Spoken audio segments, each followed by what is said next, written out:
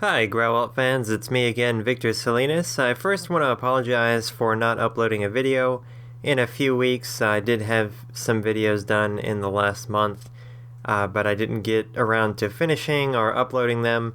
Kind of had a few things come up in my personal life that I needed to take care of. Everything's alright now, just at the time I really had to devote a lot of energy elsewhere, so I just want to apologize. I'm back into the swing of releasing videos every week, and we're going to start off with this new run of videos with a questions and answers video. I get a lot of questions and comments from all the subscribers here on YouTube and also on the Grauwelt.com website, so periodically I like to take the best questions, or the ones that are representative of the most questions that I get, and try to answer them in a format like this for you guys. So before I get started, I just want to again, as always, thank everyone for watching and commenting on my videos, and also invite everyone out there to leave your own thoughts or ask your own questions in the comments section of this video, and hopefully I'll be able to do another questions and answers video. With the more questions I get, the more often I like to do these sorts of things, and again, I haven't been making videos for the past couple weeks, but I'm now back in the swing of things, so if you guys wouldn't mind, leave your questions, thoughts, or comments in the comments section below, and I'll answer you or feature your question in an upcoming video. Okay, for today's video we have 6 questions, and we'll just get right to it. The first one is from Gabriel. Gabriel asks, I recently just came back from working and traveling in Japan. I am now back in the US with no job, currently looking, but with an idea for writing this novel. However, I understand that I need a steady income to survive. I was just wondering if you had any tips on living a practical and realistic life as an aspiring writer. And I think that's really the great thing about having a kind of passion or hobby like writing. It's not like you're necessarily in a corner and have to fight for survival. It's something that you can do on your own in your free time. It's not like you have to set up a complex multi-million-dollar business and you need to get a business loan right away. It's something that you can practice on the side. So, of course, first thing comes first, Gabriel. You got to take care of business. You got to take care of number one. Make sure that you have a more than adequate lifestyle. You know, get the best job that you can.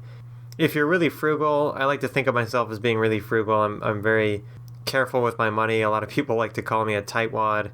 I don't like to make a lot of needless expenditures, and if you live a really frugal lifestyle, you might even get away with working part-time, maybe 25-30 hours, but if you can manage it, certainly I've done it before with a lot of side projects and worked full 40 hours a week or more. I mean, work as much as you need to cover your basic needs and then some. It's always good to have some savings built up just in case. But with writing, you can really just do that on the side. You don't have to devote that much time to it. I mean, if you can put in 20 hours a week even into writing a novel, in just a few months you'll have a manuscript. It's really more about the intensity of your writing and less about the amount of time that you put into it. I think you'll find, Gabriel, as you get more experienced, you'll be able to produce better and more output in a shorter period of time than you used to, and that comes with practice. When you first start out, you might only be able to get a few pages done in a day, and that's, you know, working anywhere from 4 to 8 hours in writing. And then as you get more seasoned, you'll be able to double, triple, quadruple, quintuple your output, and the output will actually be even better than when you first started out. So, you know, if you work 40 hours a week, say you got a full-time job, there's nothing preventing you from doing another 20 hours, 25 hours of writing in your spare time. I mean, that's just a few hours every day, maybe 2 or 3 hours, 6 or 7 days a week, and you'll be at that goal. So don't sweat it too much. A lot of my viewers are very young. Gabriel, I don't know how old you are, but don't rush yourself. You've got your entire life ahead of you. Remember that writing is a passion, it's a hobby, and take your time, learn the lessons, and you will get there in the end as long as you stick with it.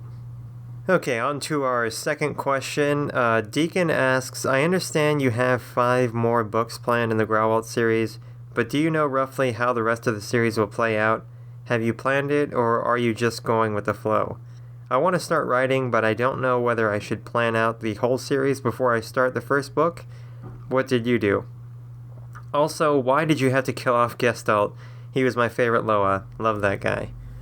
Well, Deacon, to answer your first question, I have a pretty solid idea of what I want to happen in the rest of the Grauwelt series.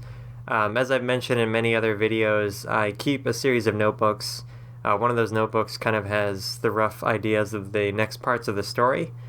And I don't really plan it out too heavily. I have a really good idea of what I want to happen, but I'm a really firm believer in discovering the story as it comes along. So, as I'm writing the second part now and starting to plan out more of the outline of the third one, things kind of start to become more solid in my imagination. So it's kind of like I see the future of the series in a fog, and as I step closer and closer to getting to the next part, I see more and more of it. It becomes less of a blur, less foggy, more of a solid image. And a lot of times that image that I finally come to, what I actually write and create, changes based on what I've seen before that. So, the second one I had a really good idea of and wrote a premature draft of even before the first book was finished. And then after the first book was finally finished and all the edits and changes were done, I went back to the old draft and realized that it's not exactly, doesn't exactly match up very well with the final product of the first one, so I had to go back and change it a number of times, really in some drastic ways. So I kind of learned the lesson then that I personally should not plan too solidly on what's going to happen in the future. I like to take it one step at a time. I like to discover the plot and discover the characters' motivations as I'm writing them. Again, when I outline on index cards, and that allows me to be really flexible. I can change the index cards around, change the order, scratch a piece out, just change a little bit here. And those index cards just tell me what the basics of each chapter is going to be. The broad scope, the kind of bird's eye view of the picture. And then when I'm actually in the chapters writing them, I kind of let my emotions discover the plot and discover the characters' motivations. Sorry. And I made a video about writing emotionally just a few weeks ago. If you haven't seen that, Deacon, definitely look that up. That kind of describes that process a bit more in a detailed fashion. But as far as, again, what I plan out, I just have kind of a foggy, hazy idea. Like each of the other books in the series might take up 1 or 2 pages of notes, like the entire thing, in a notebook. And then as I come to writing that manuscript, then I start getting more detailed. And then as I'm actually writing the book itself, that's when I get really detailed, of course. But I just kind of discover it as I go along. And as for the second part of your question, why did I kill off Gestalt in the first book? And I'm sorry if anyone hasn't read it yet and you're going to, and this kind of ruins it for you. Spoiler alert, I guess kind of late. But Gestalt, I did toy around with the idea of him living. It's just one of those characters that as soon as I developed him, I knew he was going to die soon. It's just, I wanted it to be that way. And it really, there was a draft in which he lived and would die at a later point. But I needed to kill off one of the characters that the readers would think was important, because he is built up as a pretty important character. And I needed to kill someone like that off. Definitely some of the protagonists, some of the good guys die. I needed some of the important bad guys to die also. Because in the Grauwelt series, I want the reader to realize that nobody's safe. It doesn't matter how important or how powerful you are. Everyone's life is on the line. Anyone can die. Anyone can have tragedy befall them. Anyone can get assassinated. It's a really hostile environment. And I thought that there was really no better way to do that than to assure that a really important character, or someone that you would think would be really important to the plot, got killed. So that's kind of why I did that. I love the Gestalt character myself. He's definitely one of my favorites. He's very flamboyant, very interesting, very much unlike the rest of his siblings and his species and his civilization. I liked him so much that I went back and did a little short story on the Grauwelt website. You can read that at grauwelt.com. The short story is called Good Friends Are Hard to Come By. I liked him so much and later kind of lamented the fact that I didn't get to explore his character very much.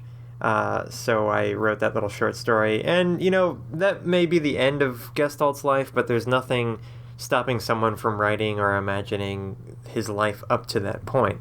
Because the book does describe that he's... I believe the Grauwelt at the back describes that he's middle-aged, you know, in his 50s, which Loa live a long time.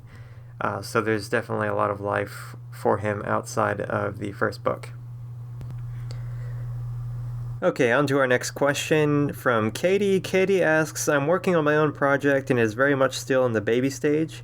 A theme of my book will be characters struggling with mental illness like bipolar and anxiety. I haven't read or heard any fantasy series that focuses on that, and I always wanted a character I could understand on that level. The only thing I'm worried about is making it too heavy-handed. Any advice on that? Katie, that would be my first worry or inclination about a story that focused on mental illness as its prime driver. It's very easy to be heavy-handed on that.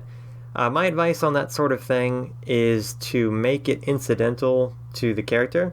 So if you do have a character in the novel that has a mental illness, a mental disability of some sort, make that kind of as incidental to the character as their description. So, you know, a character might be blonde, they might be, you know, dark skin, they might have gray eyes, they might be tall or short or old or young, or, you know, any other kind of description. Make their mental illness a incidental part of their character. Don't make it the focus. If you make the book about mental illness, you're going to shut out a lot of readers. And I hate to say it that way, but a lot of people, especially with fantasy and sci-fi, that's not why they read it.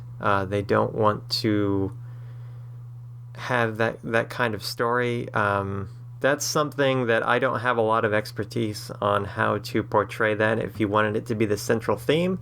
But I really think if you made that one of the character's traits, and it's not necessarily the focal point, I think you could make a really interesting character that had some kind of mental illness or severe anxiety.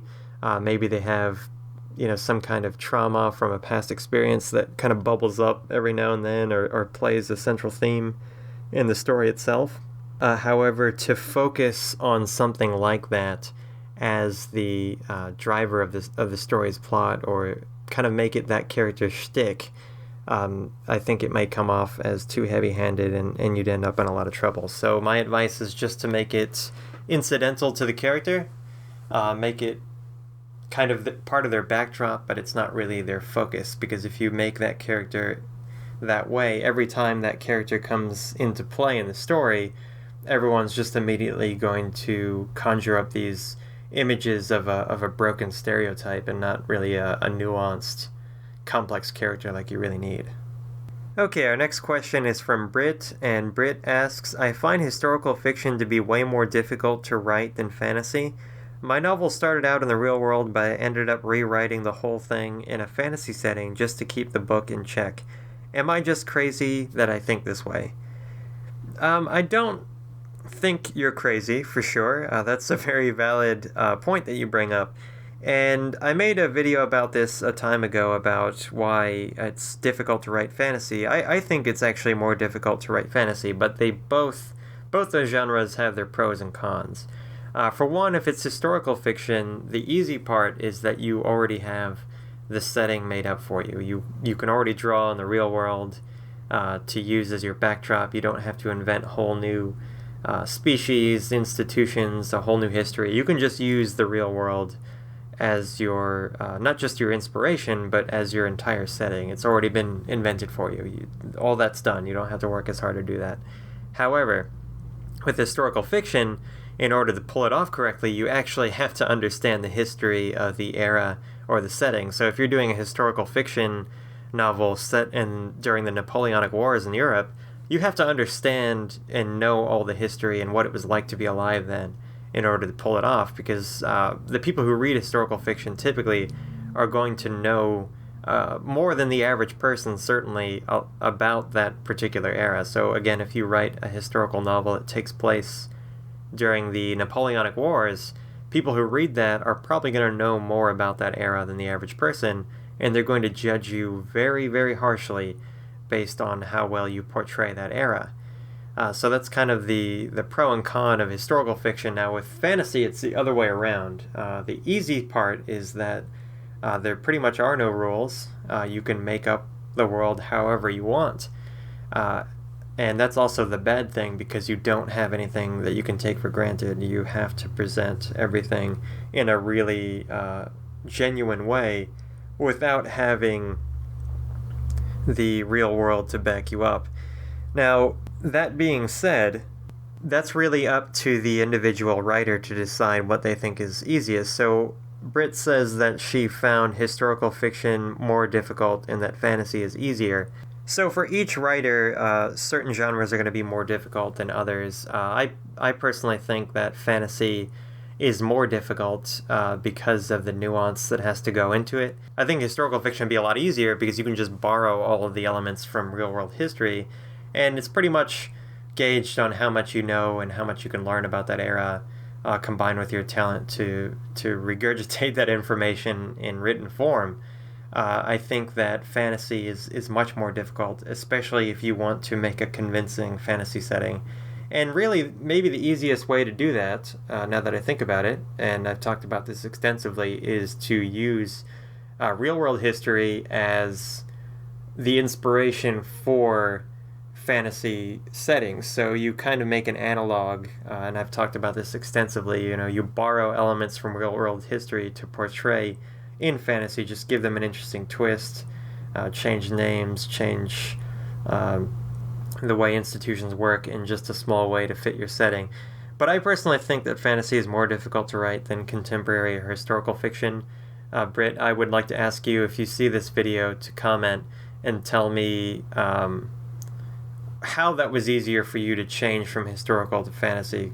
And I don't mean to put you on the spot, but I do disagree. I think fantasy is actually a little harder to do, which is part of the reason that I like it, and I'm glad that you picked up the fantasy genre and kind of switched sides, if you will.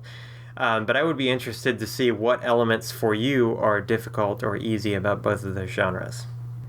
Okay, on to our next question. RockCroc2000 asks, well, I took some of my inspiration from things like the Elder Scrolls series with the Dragon Tongue. I made my own and am shooting for a series, but I don't know if I should because I might not get it done. I've already set it up to be a series, but I don't know how many books, so what should I shoot for? Well, you're definitely in the earliest stages of planning things out. So the question is whether this idea that you have should be maybe a standalone novel or an entire series. And that's a really important thing to do. The first question you have to ask yourself to determine that is, how much of a story do I have? How large of a story? How long will it take? And there's a couple different approaches you can do. If it's a really long story, you might be able to get it done in one novel that's 600, 700, 800 pages. It just depends how much story you have. Some stories are only 200 pages. Some are 10,000 pages.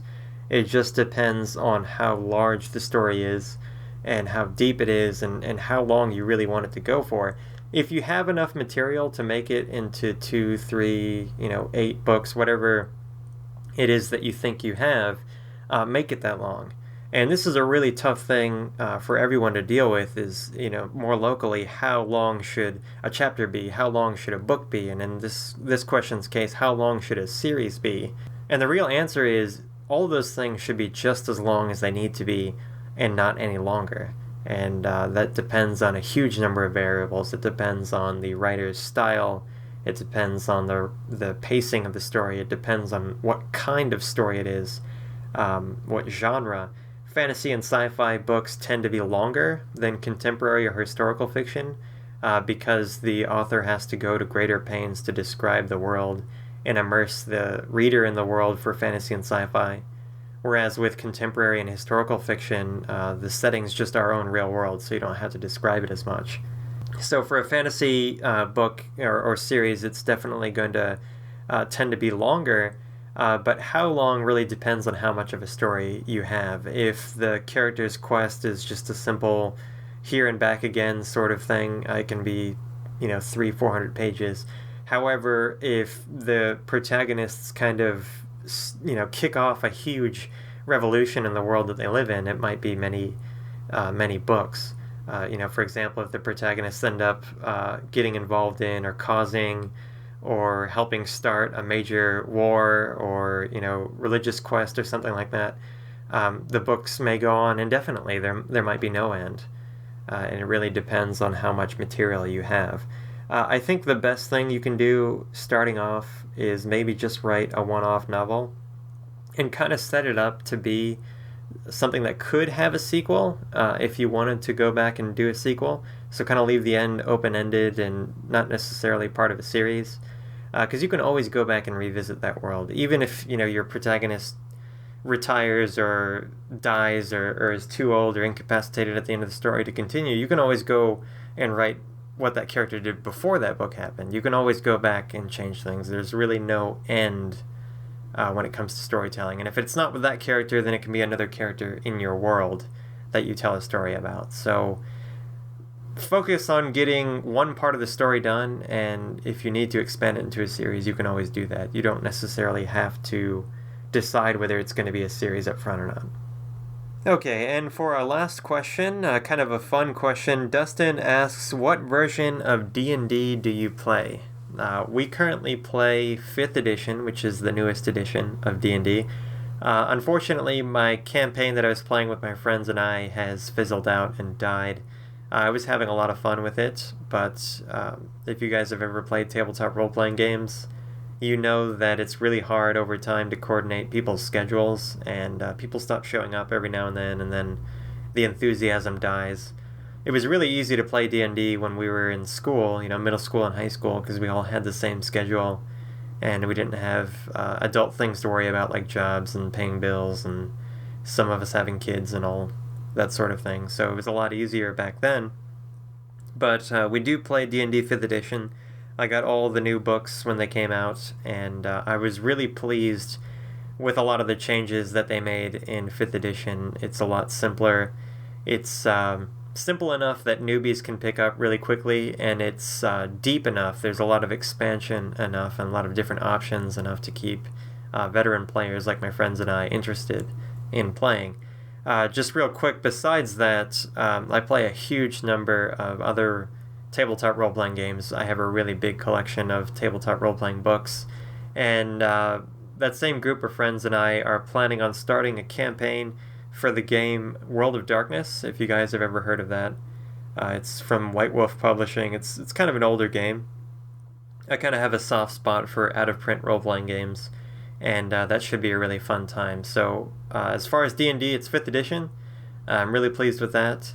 I've played every iteration of D&D since it's existed. I started playing 2nd edition back when I was like 8 or 9 years old. My dad got me into that, and he had some of the 1st edition books, and we did that a little bit. And I've played every iteration of D&D that's come out, and I honestly think that 5th edition is the absolute best one. I'm really pleased with that, and would love to start up another campaign, my friends willing. I'm kind of at their mercy, because there are more of them than there are me. And they ultimately decide what we get to play. So that wraps up this questions and answers video. I'd like to thank everyone again for listening in. And I'd like to again invite everyone listening to leave your questions or thoughts in the comment section of this video.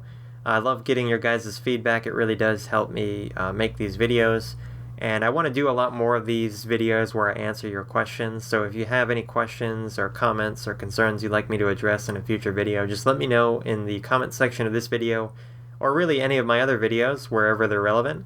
And those of you who have done that before know that I'll either answer you in the comments or send you an email or make a video that answers your questions. I really love your guys' feedback. Even if it is negative, it does help me out a lot. So I invite everyone to leave your thoughts in the comment section. And I just want to remind you guys that I will be back into the swing of making videos now. I just took a couple weeks off to handle some personal business. So I should be uploading videos again every Tuesday. I know from experience that every once in a while I may drop off the face of the earth for a couple weeks to handle some personal business, but I will try my best to keep uploading videos and using your guys' feedback to improve my videos over time. So don't forget to rate and share this video if you liked it, and subscribe to the Grauwelt channel. I'll talk to you guys next time. Bye.